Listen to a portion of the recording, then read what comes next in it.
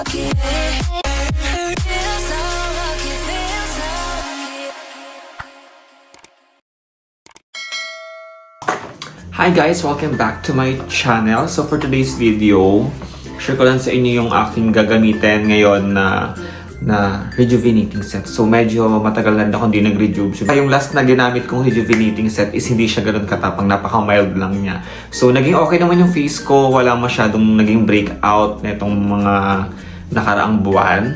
So neto lang nagkaroon ng breakout kasi nga nagbakasyon ako sa Zambales netong December, and feeling ko talaga nanibago yung skin ko doon sa mga water nila doon or doon sa kanilang water, sa tubig nila doon, and also yung tawag dito, yung environment. Uy, parang sira. Kasi grabe talagang alikabok, as in mga yung lupa doon, kakaiba. Talagang maalikabok siya. So pansin ko nung umuwi ako dito, ang dami kong breakout. Not sobrang daming breakout, pero medyo madami na rin siya. So kaya naman napagdesisyonan ko ng gumamit ng Rejuve ngayon. So gusto ko ng medyo strong na rejuvenating set. So eto guys, ayan. Gagamit ako ulit netong Yasui Skincare Enterprises Beauty Set Get the Glow. So ang nakakaloka dito is sa sobrang tagal kong hindi nakagamit ng kanilang product is nanibago ako kasi ito yung bagong labas na packaging nila. So binili ko to guys, hindi ko to sponsor. Binili ko to sa aking sariling pera. No, ayan. Kasi nga kailangan ko na siya, te. So, etong face ko ngayon guys, nakapagilamos na ako ng Kojic na nandun sa CR. So, Kojic siya. Kaya hindi ko pa nabuksan itong kanilang sabon. Ayan, ubusin ko muna yon para hindi sayang. So, ayan, Kojic. Ito yung kasama. And also, eto na guys, nakakaloka kasi pouch na yung pinakalagayan ng cream. So, ito yung kanilang night cream and also yung kanilang beauty day cream with SPF 30. So, ayan yung packaging. Ayan. Okay, pakita ko lang sa inyo ng pahapyaw muna. Kasi hindi pa ito yung pinaka-final review ko.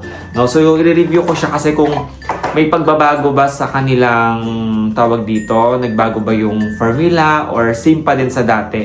Kasi talagang hiyang na hiyang ko dati ang Yasui mga beshi ko. So, start akong gumamit, I think 2020 ata yung nag-start akong gumamit ng kanilang 2020 or 2019, something ganon. So, ito yung kanilang beauty toner. Ayan, yung pinaka nila. So, ngayon gagamit ako ng kanilang toner and also yung cream. So, ito yung aking face. Ayan, so gagamitin natin siya ng 1 month. So, kuha tayo ng bulak. So, yung toner nila, walang pagbabago. Ayan, yellowish pa din yung pinakalaman. Kita nyo naman guys. Ayan. So, sana hindi ako purging o yung mas dumami yung breakout. Kasi, minsan ganyan yung skin natin eh. Kapag gagamit tayo ng new product, ganyan, mas nagkakaroon tayo ng breakout. So, sana this time, hindi tayo magkaroon ng breakout. So, ayan. Ganyan lang kapag gamit natin. Tap, tap, tap. Gusto ko magbalat yung face ko para mas maging glass skin ulit yung aking balat. Grabe nun.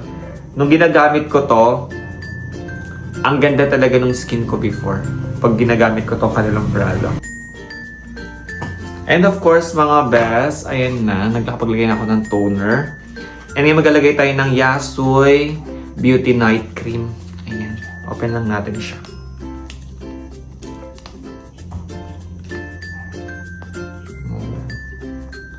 Ano po guys, ayan yung pinaka niya, laman.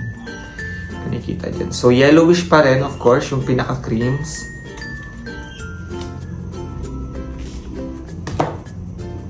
Ayan, yellowish siya guys. And yung amoy, parang hindi ko na-amoy. Parang walang amoy. Meron. Medyo may amoy pero not totally, hindi siya sobrang strong.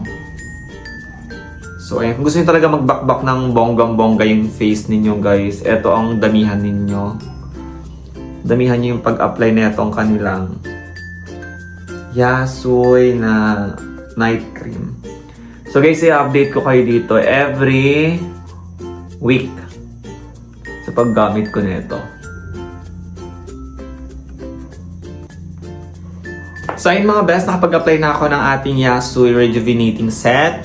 So yeah, i-update ko na lang kayo after 1 week sa paggamit ko ng product na ito. Grabe, ang ganda na nung pinaka-packaging, hindi na siya box. So yun lang guys, thank you so much for watching!